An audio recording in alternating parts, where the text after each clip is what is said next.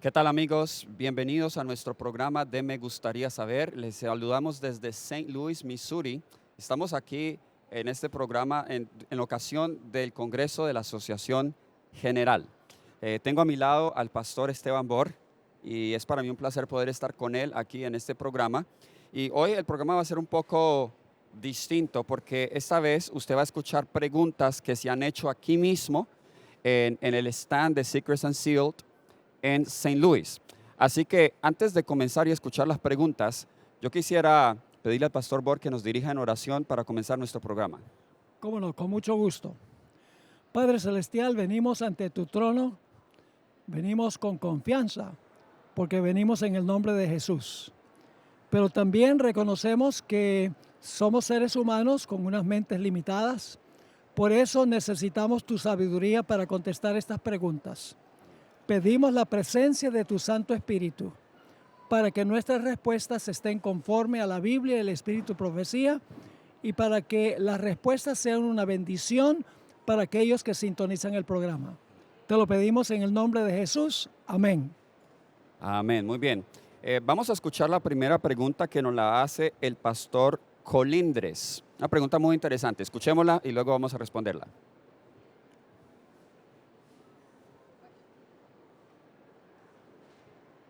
Buenos días, me gustaría saber, voy a hacer una pregunta muy interesante, a mí me la han hecho, y estudiando un capítulo del Conflicto de los Siglos, encontré una parte muy interesante. Y la pregunta en sí es esta.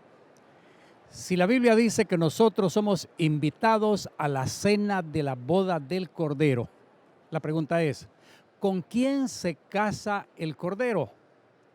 ¿Con la iglesia o con quién? Porque encontré Conflicto de los Siglos en el capítulo Cristo nuestro abogado, que nosotros no podemos ser la esposa y los invitados al mismo tiempo. Entonces, me gustaría saber, para que ustedes me contesten a esta pregunta, ¿quién es la esposa del Cordero? Si nosotros somos los invitados, entonces, ¿quién es la esposa del Cordero? Bendiciones, muchas gracias por atender a mi pregunta. Muy bien, escucharon la pregunta. La pregunta es, ¿con quién se casa el Cordero? ¿Con la ciudad, la Nueva Jerusalén, o se casa con la iglesia? Antes de responder a esa pregunta, Pastor Bor, quiero leer la cita que nuestro pastor Colindres estaba refiriéndose en el Conflicto de los Siglos.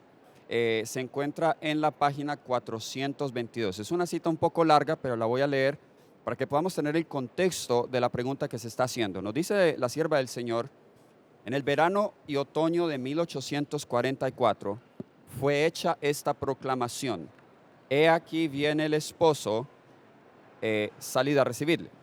Se conocieron entonces las dos clases de personas representadas por las vírgenes prudentes y fatuas.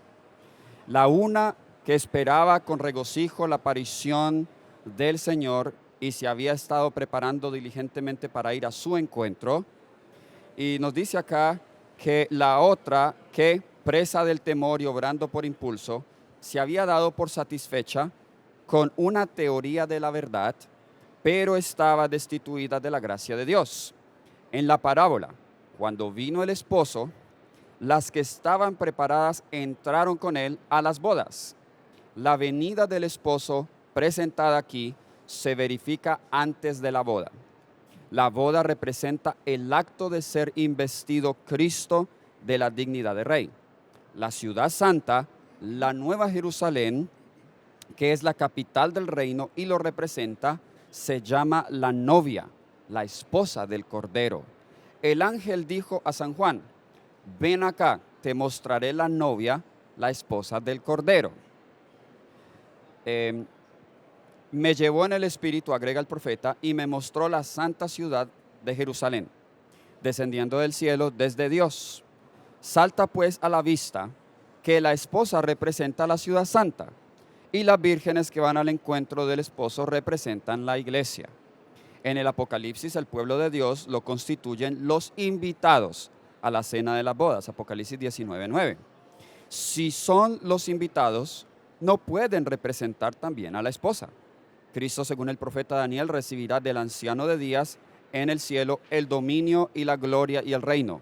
recibirá la nueva Jerusalén, la capital de su reino, preparada como una novia engalanada para su esposo. Después de recibir el reino, vendrá en su gloria como Rey de Reyes y Señor de Señores, para redimir a los suyos que se sentarán con Abraham, Isaac y Jacob en su reino, para participar de la cena de las bodas del Cordero. Así que el punto de esta cita que queremos enfatizar es cuando la sierva del Señor dice que si la esposa es la ciudad, entonces no pueden ser los invitados la esposa. ¿Cómo podemos responder a esta pregunta? Bueno, no es tan complicado como suena. Muy bien. En realidad, tiene que ver con el juicio investigador. Hay que conectar con esta cita la parábola de Jesús en Mateo 22, 1 al 14, a donde habla del hombre que se infiltró en la fiesta de bodas sin tener el manto. En realidad, eso representa el hecho de que hay personas en la iglesia que son fieles y hay personas que son infieles. Así es. El propósito del juicio es separar a los cristianos genuinos de los cristianos hipócritas que sencillamente fingen seguir a Cristo Jesús. Es decir, que los invitados a la boda son los individuos que son examinados en el juicio. El acto de casarse Cristo con la Nueva Jerusalén o el acto de tener el matrimonio representa el momento cuando el reino de Cristo está completo, termina el juicio investigador, el reino de Cristo está completo, es decir, la esposa se ha ataviado para su marido y entonces el Señor Jesucristo se casa con la totalidad de aquellos que pasaron exitosamente sobre el juicio.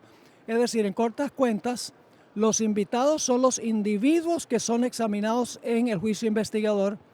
Cuando termina el juicio investigador, entonces la esposa es la totalidad de ellos con quienes se casa Jesús. Pero ahí dice que se casa con la Nueva Jerusalén. Pero Cristo no se va a casar con una ciudad, Sí. sino que se va a casar con la ciudad, con todos los redimidos dentro de la ciudad. Muy bien, interesante. Es decir que la esposa de Cristo se completará cuando termine la obra del juicio, porque ahí tenemos la totalidad de los que van a ser salvos y la razón por la cual la ciudad se le llama la esposa es porque allí es donde van a morar la totalidad de los salvos, es decir, la iglesia de Cristo. Sí.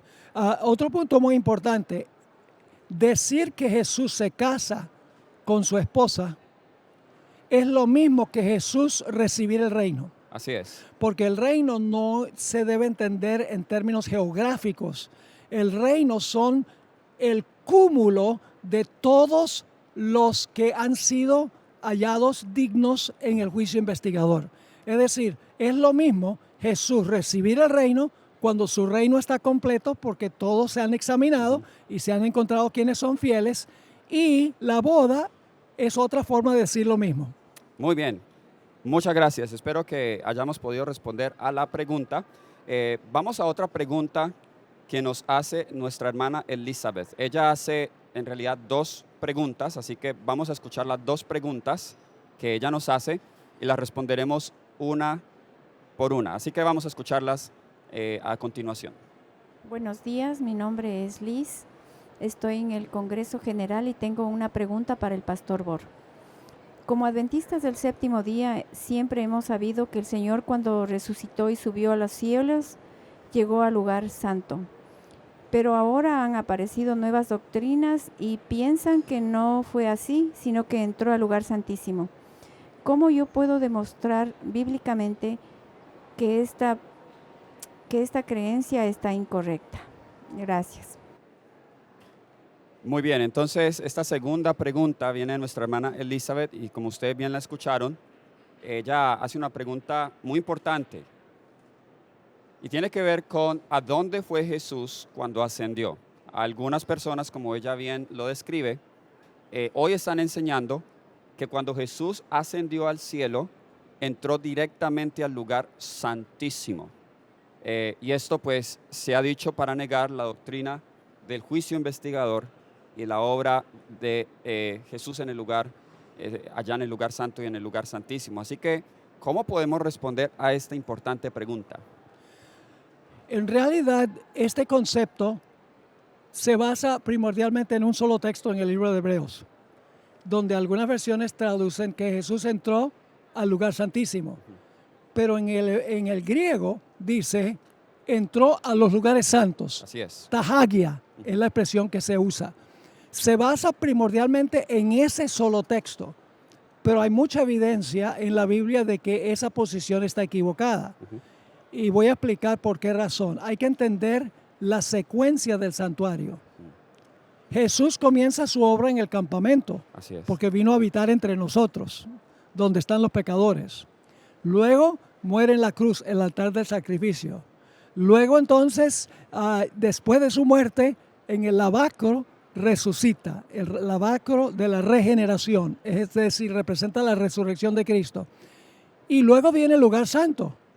Entonces la pregunta clave es, ¿saltó Jesús del atrio al lugar santísimo sin desempeñar la obra del lugar santo? No puede ser. Puede ser. Jesús hace su obra en orden. Así es. Y luego después del lugar santo, en 1844 entra al lugar santísimo, ahí desempeña el juicio, se cambian las vestiduras, viene la ceremonia de Azazel es desterrado al desierto. Es decir, la salvación no es un evento, la salvación es un proceso Así es. que se compone de varios pasos que toma Jesús a través del santuario. Excelente, pastor. Y quisiera agregar a lo que el pastor Bor dice, los textos a los cuales él se estaba refiriendo en el libro de Hebreos. Por falta de tiempo no puedo ir a todos los detalles, pero yo grabé para el ministerio en el Summit del año pasado que tuvimos, en español y en inglés, grabé un tema donde toqué estos textos en específico. Hay un texto al cual el pastor se estaba refiriendo en Hebreos, el capítulo 9, donde el versículo 12, donde aparentemente dice que él entró directamente al lugar santísimo. Dice, no por sangre de machos cabríos ni de becerros, sino por su propia sangre entró una vez y para siempre en el lugar santísimo, habiendo obtenido eterna redención. Así que este texto en la versión del 60 nos dice que entró directamente al lugar santísimo. Hay otros dos textos también, pastor, que se usan. Uno es en Hebreos 6, versículos 19 y 20, donde dice, la cual tenemos, es decir, la esperanza, la cual tenemos como segura y firme ancla del alma, y que penetra hasta dentro del velo, donde Jesús entró por nosotros como precursor, hecho sumo sacerdote para siempre, según el orden de Melquisedec. De nuevo aquí hablan que Jesús entra dentro del velo y algunos entienden que ese es el velo que separa el lugar santo del lugar santísimo. Pero había 3 velos. Y había 3 velos, correcto. Y el último es Hebreos 10, el versículo 19 y 20 también. Así que, hermanos, teniendo libertad para entrar en el lugar santísimo por la sangre de Jesucristo, por el camino nuevo y vivo que Él nos abrió a través del velo, esto es, de su carne. Ahora, sin poder darles todos los detalles, después de yo haber estudiado este pasaje, primero, el primer punto para explicarlo es lo que el pastor ya mencionó. En realidad, la traducción allí, lugar santísimo, no es la mejor traducción. La palabra tahagia en el griego simplemente puede traducirse como el santuario en general o los lugares santos. Pero también hay otra razón, y es que estos pasajes, cuando se estudia en el contexto del Antiguo Testamento y el contexto de Hebreos mismo, se está refiriendo es a la inauguración de Cristo Jesús en el santuario celestial cuando Él comienza su ministerio. Y cuando nosotros vamos al Antiguo Testamento, cuando Moisés inaugura los servicios del santuario terrenal, pues Moisés entró a todos los apartamentos del santuario y los santificó con la sangre de los becerros. Así que, por así decirlo, si digamos fuera el lugar santísimo, aún así no puede estar refiriéndose al día de la expiación porque hubo otro momento en que Moisés entró al lugar santísimo, que fue la purificación, la inauguración del santuario celestial. Entonces, aunque yo no creo que ahí se está refiriendo específicamente al lugar santísimo, sino al santuario como tal, en todo, el evento aquí no es el juicio investigador, el evento aquí es la inauguración de Cristo como sumo sacerdote en el santuario celestial. Y hay base del Antiguo Testamento para eso, porque cuando se inauguró el tabernáculo en el desierto, en realidad se santificó todo el santuario. Todo el santuario. No solamente el atrio, sino el lugar santo y el lugar santísimo, porque era la inauguración. Ahora, el último punto que tal vez vamos a hacer en este segmento es que Apocalipsis 1 al 3 comprueba que Cristo entró al lugar santo, Así es. porque eso describe al Cristo glorificado. El capítulo 1 lo dice claramente, le brilla el rostro como el sol, las piernas y los pies parecen bronce bruñido, etc. ¿Dónde está Jesús durante el periodo de las 7 iglesias? Está en el lugar santo. Está En el entre los candelabro. candeleros, Candelero, sí. lugar santo. Además de eso, está en el altar de incienso, porque se está presentando incienso ante Dios. ¿Dónde estaba el altar de incienso? El lugar santo. En el lugar santo. Claramente, Apocalipsis 1 al 3 indica que Jesús comenzó su obra en el cielo en el lugar santo del santuario, no el santísimo. Amén, así es. Muy bien, vamos a escuchar la última pregunta que nos hace la hermana Elizabeth. Vamos a escuchar aquí el video brevemente. La segunda pregunta sería, nosotros sabemos que el Señor está reteniendo los vientos mientras el pueblo de Dios es sellado. Quisiera que por favor me responda, ¿cuándo son soltados esos vientos y qué significa eso? Muy bien, escucharon la pregunta. Los vientos de Apocalipsis 7, ¿cuándo se sueltan, pastor? ¿Y qué significa eso? Bueno, en realidad cuando uno vuelve a Daniel 7 y el versículo 2 y el versículo 3, habla de que las aguas están tumultuosas y dice que los vientos combaten en el mar. Todos sabemos que el mar representa naciones, lenguas y pueblos. Y sabemos que los vientos, cuando están revolviendo las aguas, representan los grandes conflictos entre los cuales se levantan las naciones que se mencionan allí en Daniel capítulo 7.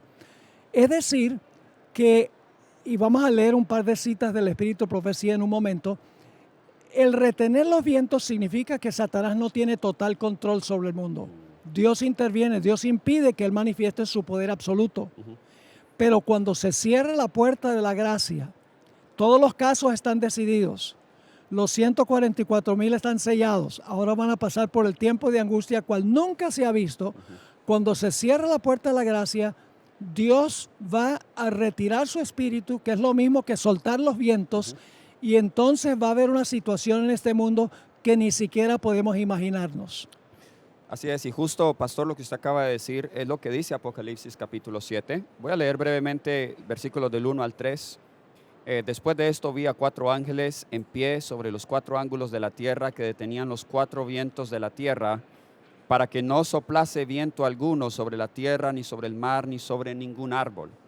Vi también a otro ángel que subía de donde sale el sol y que tenía el sello del Dios vivo y clamó a gran voz a los 4 ángeles a quienes se les había dado el poder de hacer daño a la tierra y al mar, diciendo: no hagáis daño a la tierra, ni al mar, ni a los árboles, hasta que hayamos sellado en sus frentes a los siervos de nuestro Dios. Nótese que aquí se implica este texto que cuando los vientos se suelten, entonces va a haber destrucción en la tierra, el mar y en los árboles, lo cual indica que la retención de los vientos significa el retener la destrucción, las calamidades que van a venir, y Ellen White también se refiere a esos vientos como los vientos de las pasiones humanas. Correcto, y el Espíritu de Profecía tiene un par de citas poderosas sobre lo que sucede cuando se cierra la puerta de la gracia, porque los vientos se están soltando. Así es es. decir, no es un momento donde de repente, ¡pum!, soltó los vientos repentinamente. Se van soltando poco a poco hasta que finalmente, cuando todos los casos están decididos, Dios retira su espíritu y entonces Satanás tiene total control sobre los impenitentes, no sobre los justos, sobre los impenitentes. Tal vez podemos leer un par de citas. Claro que sí, vamos a leer esas citas. Esta se encuentra en Testimonios para la Iglesia, tomo 6, página 407, párrafo 3. Nos dice: el espíritu refrenador de Dios se está retirando ahora mismo del mundo. Los huracanes, las tormentas, las tempestades, los incendios y las inundaciones, los desastres por tierra y mar se siguen en rápida sucesión. La ciencia procura explicar todo esto. Menudean en derredor nuestro las señales que nos dicen que se acerca el Hijo de Dios, pero son atribuidas a cualquier causa menos la verdadera. Los hombres no pueden discernir a los ángeles, que como centinelas refrenan los 4 vientos para que no soplen hasta que estén sellados los siervos de Dios. Pero cuando Dios ordene a sus ángeles que suelten los vientos, habrá una escena de contienda que ninguna pluma podrá describir. Esa es la primera cita. Nosotros miramos el mundo hoy en día y decimos, qué terrible está este mundo. Inundaciones, por ejemplo, mientras estamos aquí en la conferencia general en Texas, más de 100 personas muertas por una creciente. Tremendo. ¿Verdad? Y por todas partes desastres, riñas políticas, peleas, magnicidios, etcétera. Y decimos, wow, el mundo está en malas condiciones. Pero la hermana White dice que no podemos concebir cómo va a ser este mundo cuando el Espíritu de Dios sea completamente retirado del mundo. Es interesante notar que hoy en día los vientos se están soltando. Así es. Pero cuando se suelten completa y totalmente, entonces este mundo va a ser una selva. Gracias a Dios, sin embargo, y esto es de consuelo, Amén. que Miguel va a proteger a los fieles de Dios Amén. en ese tiempo de Amén. angustia. Eso es lo más importante. No tenemos que tenerle miedo a lo que viene, Amén. siempre y cuando estamos aliados con Miguel, el Señor Jesucristo. Amén, muy bien. La otra cita, pastor, que tenemos es de Primeros Escritos, la página 280. Dice, al salir Jesús del lugar santísimo, oí el tintineo de las campanillas de su túnica. Una tenebrosa nube cubrió entonces a los habitantes de la tierra. Ya no había mediador entre hombre culpable y un Dios ofendido. Mientras Jesús estuvo interpuesto entre Dios y el pecador, tuvo la gente un freno. Pero cuando dejó de estar entre el hombre y el Padre, desapareció el freno y Satanás tuvo completo dominio finalmente sobre los impenitentes. Así que viene un tiempo cuando no va a haber mediador. Lo cual significa, y tal vez podemos mencionar algo de paso, lo cual significa que si Jesús se ha quitado sus vestiduras sumos sacerdotales como intercesor y ahora se ha vestido como rey, entonces significa que los fieles van a vivir en ese tiempo de angustia sin intercesor, Exactamente. no van a pecar. Así es. No porque ellos sean muy fuertes y que ellos están venciendo por fuerza en ellos, sino porque han recibido la lluvia tardía, han entregado su vida completamente a Jesús. Son como los 3 jóvenes que fueron echados al horno. Amén. Dice, oh Rey, Dios nos va a librar, pero si no nos libra, igualmente somos fieles a Él. Amén. Esa será la clase de persona que podrá subsistir en ese tiempo. Así es, pastor. No, como no va a haber pecado, tampoco va a haber culpa. No va a haber temor. Claro, ellos van a ser terriblemente tentados durante este tiempo. Van a ser tentados a pensar que quizá tengan un pecado sin confesar. Eso los va a llenar de angustia. En realidad esa es la angustia de Jacob allí. Sí, tienen a los enemigos que los están persiguiendo, pero lo que más los atemoriza es saber si en verdad están a cuentas con Dios o no. Pero aunque temen haber pecado y tener un pecado sin ser confesado, dice que todos sus pecados han sido borrados durante el juicio investigador. Sí. Me hace pensar de la historia de Jacob, Sí. la lucha con el ángel. La lucha de él era saber que Dios había perdonado su pecado Exactamente. que había cometido al quitarle la primogenitura a su hermano y al engañar a su padre y al mentir. Esa era su pasión, de que en realidad Dios lo había perdonado de tal manera que lo pudiera proteger de la ira de su hermano. Amén. Igualmente, los que pasan por el tiempo de angustia final van a clamar día y noche, dice la Biblia, y el Espíritu profecía, para que Dios los libre de sus enemigos. Pero ellos están diciendo, Señor, asegúranos del perdón para que podamos contar con la protección tuya Amén. en este tiempo tan difícil. Amén, así es. Así que, bueno, creo que hemos respondido a la pregunta. Queremos invitarles a amigos antes de terminar este programa que si tú estás aquí en St. Louis y no has visitado el booth de Secrets and Seal, que lo puedas hacer pronto, pásate por acá, mira los materiales que hay y también si quieres hacer alguna pregunta puedes participar de este programa haciendo las preguntas respectivas. Muchas gracias por ser parte de este programa. Dios te bendiga, Dios te guarde y nos vemos en un nuevo episodio.